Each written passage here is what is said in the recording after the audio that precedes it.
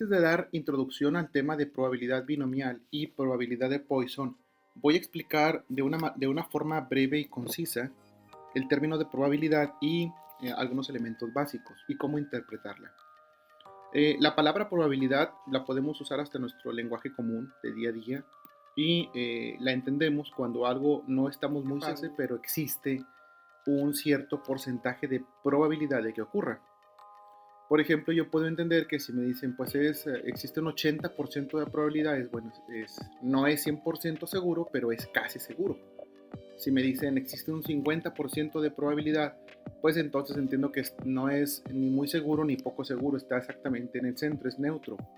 Tiene la misma posibilidad que ocurra una cosa o la otra. Entonces, la probabilidad se maneja en términos de porcentaje. El límite para una probabilidad es el 100%, es decir, nada más puedo ir del 0 al 100. Si yo digo algo que tiene una probabilidad del 0% de ocurrir, significa que es imposible que ocurra. Si existe un 100% de probabilidad de que ocurra, entonces es inevitable de que ocurra. Son términos que utilizamos pues de nuestro día a día y son términos que también aplican para el tema de probabilidad. Entonces, imposible es el 0, inevitable es el 100. En este rango de 0 a 100, pues está el 1, el 2, 30, 50, 80, 99. Es decir, todos los números entre 0 y 100 significa que ya dejan de ser imposible e inevitable. Ahora son probables. Sin embargo, si están abajo del 50, se dice que son poco probables. Y si están sobre el 50, se dice que es muy probable. Si está exactamente en el 50%, entonces es neutro. Es decir, tiene la misma posibilidad de que ocurra una cosa o la otra. Bien, dicho esto, vamos a calcular probabilidades. Por ejemplo, si yo quiero lanzar una moneda y deseo saber la probabilidad de que caiga una cara, recordemos que la moneda tiene dos posibles situaciones, cara, águila o sello, para términos más comunes, águila o sello. ¿Cuál es la posibilidad de que caiga águila? Bueno, pues tengo 1 dividido entre 2. Eso me da un punto 50, es decir, no cae ni lo imposible ni lo inevitable, se dice es un 50-50. ¿Okay? Es probable nada más. La misma posibilidad va a ocurrir para la otra cara porque son dos caras. Es decir, de que caiga sello es punto 50 y de que caiga águila es punto 50. Entonces, la suma de estos dos, si lo observas, es 1. Eso significa que la suma de las diferentes probabilidades de un suceso tiene que ser 1. Otro ejemplo, espacios muestrales. Por ejemplo, un dado. ¿Cuántas caras tiene un dado? Ah, pues tiene 6. Bueno, ¿cuál es la posibilidad de que caiga un 3? Una de 6. Punto 17. ¿Cuál es la probabilidad de que caiga un 5? Pues también es una de 6. ¿Cuál es la probabilidad de que caiga un 6? También. Si te fijas, 1, 2, 3, 4, 5, 6. Cada una de estas caras tiene la misma probabilidad de caer. Un paréntesis. Este punto decimal, así como vimos en la distribución de frecuencias, es una frecuencia relativa, es decir, si la multiplico por 100, yo entiendo que es el porcentaje. Entonces estos son 17%. Estos son 50% y el 1 es el 100%. Muy bien, si yo sumo esta columna, que es la posibilidad de que caigan de cada cara del dado, es 1. Entonces, aquí estoy cumpliendo yo con un tema fundamental de probabilidad. A esto que está aquí se le llama distribución de probabilidad. Entonces, para que cumpla el requisito de ser una correcta distribución de probabilidad, la suma de todos los diferentes sucesos del mismo evento tiene que ser 1. Aquí, por ejemplo, pues estamos hablando del dado, ¿verdad? La moneda también dio 1 porque nada más son 2 eventos. Más bien, el espacio muestral nada más tiene 2 posibilidades. En el caso del dado, el espacio muestral tiene 6 diferentes posibilidades. Muy bien, entonces, platicado esto, como regla general, la probabilidad es una división. Siempre que veas una división en forma de fracción, y sea menor que 1, existe una probabilidad. También tenemos el concepto de probabilidad en contra. Por ejemplo, si existe un 50% de que llueva, más bien vamos a ponerlo así, existe un 70% de que llueva, fíjate, 70% de probabilidad de que llueva. El complemento es el 30%. Este 30% es lo contrario, es decir, que no llueva.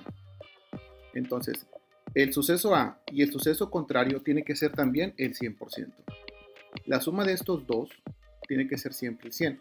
No existen probabilidades superiores a 100, o sea, un 110, un 150, un 200, no existen, no son reales, ni tampoco negativas, menos 1, menos 10, menos 100. ¿Estamos de acuerdo? La probabilidad únicamente va de 0 a 100 en el caso del porcentaje y de 0 a 1 en el caso de la parte relativa. Estos dos valores van a ser lo mismo porque 1 multiplicado por 100 pues son 100. Recordemos que este numerito se multiplica por 100 y es el porcentaje. Muy bien, esto es muy importante que nos quede claro porque una distribución de probabilidad tiene que cumplir ese requisito. La distribución de probabilidad se acomoda de esta forma, una especie de tabulación como cuando hacíamos la tabla de frecuencias. P de X significa la probabilidad de que ocurra X. Vamos a poner el ejemplo del dado. Bien, la posibilidad de que caiga un 1, pues es una de 6, ya dijimos. De que caiga un 2 también es una de 6. Y al final, la suma tiene que darte la unidad. ¿Ok? Entonces, esto que estoy poniendo aquí es una tablita de distribución de frecuencias. P de X tiene que ser igual a 1. No lo olvidemos, eso es muy importante. P de X tiene que ser exactamente 1 y los valores de cada uno de estos debe oscilar entre 0 y 1. Es decir, aquí no puede existir, por ejemplo, 1.1 así. No, porque dijimos no hay probabilidades superiores al 1. Porque tú lo multiplicas por 100 y se convierte a 110. Y dijimos que las probabilidades nada más van de 0 a 100 o de 0 a 1. Entonces, si la suma de una distribución de probabilidad te supera el 1, entonces significa que la distribución que tenemos aquí no corresponde a una distribución de probabilidad. Por lo tanto, la descartamos. Esto es muy importante que nos quede claro, pues los ejercicios que vamos a hacer a continuación tienen mucho que ver con este fundamento. Vamos a darle introducción al tema de distribución de probabilidad binomial. Hace un momento acabo de explicar a grosso modo lo que es una distribución de probabilidad y los requisitos fundamentales. Bien, en este caso vamos a anexar la palabra binomial. Bi corresponde a 2. Entonces va por el asunto de que ocurre una cosa u ocurre otra. Por ejemplo, ¿acreditas o no acreditas una materia? ¿Pasas o no pasas un examen de admisión? ¿Pagas o no pagas tu deuda? ¿Ok? A eso se refiere binomial. Nada más existe la posibilidad de que ocurran dos cosas. Es una notación para distribución de probabilidad binomial. La P corresponde a probabilidad, S es un evento, F es otro evento, y por ejemplo la P la conocemos con la probabilidad y puede ser la probabilidad de un éxito. Esto no significa que sea algo meramente bueno. Y la Q es probabilidad de fracaso. Esto también se le llama complemento. No tiene que ser, repito, algo meramente malo. Sencillamente es la probabilidad de que no ocurra P. Si existe un 70 de que ocurra P, entonces existe un 30 de que no ocurra. Y se le conoce con la letra Q. N pues es el número fijo de ensayos. X denota el número específico de éxitos en N ensayos. Vamos a ver ahorita un ejemplo. P denota la probabilidad de éxito en N ensayos. Q es la probabilidad de fracaso. Y P de X es la probabilidad de que ocurra X en N ensayos. Bien, son literales y variables de estadística, pero vamos a ver un ejemplo para ver esto un poquito más claro. Este es un ejemplo resuelto. Vamos a leerlo, dice selección de jueces. En el caso de Castañeda contrapartida, este viene siendo un caso jurisdiccional. Se señaló que aunque el 80% de la población de un condado en Texas es México estadounidense, eso significa que tiene las dos nacionalidades al mismo tiempo, solo el 39% de quienes fueron llamados para integrar el jurado pertenecen a este grupo. Supongamos que necesitamos seleccionar a 12 jueces de una población integrada en un 80% por México estadounidenses y que deseamos calcular la probabilidad de que de 12 jueces elegidos al azar, exactamente 7 sean México estadounidenses. Pregunta, ¿este proceso dará por resultado una distribución binomial? Y, inciso B, si este proceso da por resultado una distribución binomial, identifique los valores de N, X, P y Q. Bien, primero, ¿cuántos ensayos diferentes vamos a tener? Bueno, se va a seleccionar a 12 jueces. Entonces, ya tengo un número fijo de ensayos, que es 12. ¿Los 2 ensayos son independientes? Bueno, dice, técnicamente los 2 ensayos implican una selección sin reemplazo y no son independientes, pero podemos suponer independencia porque estamos seleccionando al azar, solo a 12 miembros de una población muy grande. Esto significa que en una población, una persona seleccionará una no tiene nada que ver con que la selecciones a otra, porque es una selección al azar. Es decir, como cae, ¿verdad? No hay parcialidad en la selección. Bien. Número 3. Cada uno de los 2 ensayos tiene 2 categorías posibles. El miembro del jurado elegido es o no es México estadounidense. Aquí está lo binomial. Y para cada miembro del jurado elegido, la probabilidad de que sea México estadounidense es de 0.8. Porque el 80% es México estadounidense. Entonces, esa probabilidad se mantiene permanente para la selección de cada jurado, de cada uno de los 12. Entonces, aquí vemos los 4 elementos necesarios para cumplir con la distribución binomial. Todavía no empezamos el problema, estamos viendo nada más los puntos para determinar que realmente sea una distribución de este tipo. Muy bien, ahora nos pide que identifiquemos a N, a X, a P y a Q. Bien, una vez que concluimos que el procedimiento dado sí da por resultado una distribución binomial, ahora procedemos a identificar los valores de N, X, P y Q. Con 12 jueces elegidos, tenemos que N es igual a 12. ¿Ok? Muy bien. X, porque estamos buscando la probabilidad de exactamente 7. ¿Dónde lo vimos? Por acá. Dice calcular la probabilidad de que de 12 jueces, exactamente 7 tengan esta doble nacionalidad. Entonces, ese 7 corresponde a X. Noten cómo N y X son diferentes. Muy bien. Dice, la probabilidad de éxito de elegir un México estadounidense en una selección es 0.8. Por lo tanto, P equivale a 0.8 y Q es el complemento de lo que te falta para el 1. Es 0.2, 80 y 20%. De esta forma ya tenemos a N, a X, a P y a Q. Bien, vamos a resolver el ejercicio. Vamos a utilizar la fórmula de probabilidad binomial. Existen varios métodos, aquí vamos a ver el método 1. El segundo método es utilizando un software, pero vamos a verlo con la formulita de probabilidad binomial. Vamos a explicarla rápidamente. Mira, aquí está P de X, esta es la fórmula que vamos a usar. P de X es la probabilidad de que ocurra X. Ya tengo los 4 elementos del problema, los acabo de ver ahorita. Aquí los voy a acomodar. Si te fijas, está N, está X, está P y está Q. Bien, aquí voy poniendo los valores correspondientes. Este símbolo, que es como de admiración, significa factorial. Ese lo vas a encontrar en tu calculadora precisamente con ese símbolo. Trata de buscarlo. El factorial es una multiplicación hacia atrás de todos los valores. Por ejemplo, 3 factorial es 6, porque tú haces 3 por 2 por 1. 3 por 2, 6, 6 por 1, 6. Este de aquí son multiplicaciones. Estos puntos también corresponden a multiplicación. Este valor de X y este valor de N son los mismos que estamos acomodando en la fórmula. Y estos valores es la probabilidad de éxito y esta es la probabilidad de fracaso. Recuerda que en las fórmulas lo vas a poner en forma de decimales, no lo vas a poner con enteros. Muy bien. Vamos a hacer la solución de la pregunta, el problema, que es la posibilidad de seleccionar exactamente a 7 de 12. Si te fijas, ya sustituimos todos los valores. Mira lo que te comentaba hace un momento. Aquí lo puedes hacer por separado, sí, de hecho es recomendable hacer cada operación por separado y al final vas a hacer una multiplicación de esta fracción por este número y por este número.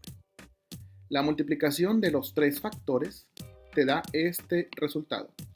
Trata de llegar a él con tu calculadora para que agilices un poquito el procedimiento, para que le vayas hallando bien a la fórmula. No está complicada, pero sí hay que practicarla. Bien, este numerito es la respuesta. Este número, si tú lo multiplicas por 100, aquí tomo todos estos dígitos, pero a veces con 4 es suficiente. Este número, si tú lo multiplicas por 100, se convierte a 5.31. Entonces la respuesta es que existe una probabilidad de 5.31 de que de 12, 7 tengan la doble nacionalidad. Muy bien, esa es la respuesta. Se puede quedar en forma decimal o también se puede quedar en forma de porcentaje. Dejando este ejemplo resuelto, vamos a tratar de responder algunas otras preguntas que vienen en los ejercicios, pero básicamente la esencia de distribución de probabilidad binomial es que cumpla con estos 4 requisitos, que realmente sea una distribución de probabilidad y posteriormente calcular la probabilidad de X en cada uno de los ensayos diferentes. Nota cómo aquí me estaba pidiendo calcular la probabilidad de 7. Por eso el 7 aparece dentro del paréntesis, porque 7 es X.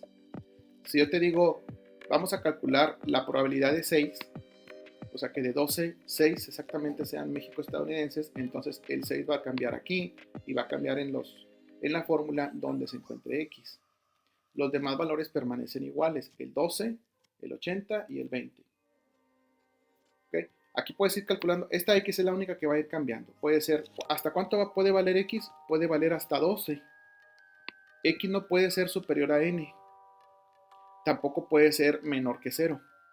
Puede ser 0, 1, 2, 3, hasta 12. Entonces, X va a estar limitado por lo que valga 12. Es decir, si tú calculas esto valiendo X13, aquí te va a marcar error. Porque no es cierto que pueda haber 13, no se puede seleccionar a 13 personas de un total de 12. Si ves, ahí está la lógica y el sentido común. Entonces, puedes hacer lo siguiente. Vamos a armar una tabla de distribución de frecuencias desde 0. Es decir, 0, 1, 2, 3. Vamos a regresar a Excel para ver cómo hacer esta operación. Acomodar la información del ejemplo que acabamos de explicar de México estadounidenses y vamos a ver cómo quedaría una distribución de probabilidad. Bien, en la primera columna, que es el valor de X, aquí el valor de X que estamos calculando puede ser el de 1, 2, 3, 4, hasta 12.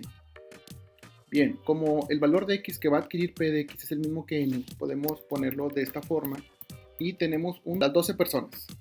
Es decir, recuérdense que el jurado lo conforman 12 personas. Entonces, P de X pues sería la probabilidad de X de que ocurra 1, de que ocurra 2, 3, 4, 5.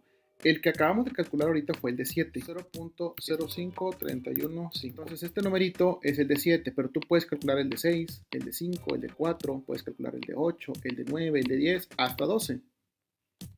La suma de toda esta columna, P de X, recuerda que tiene que darte el 1.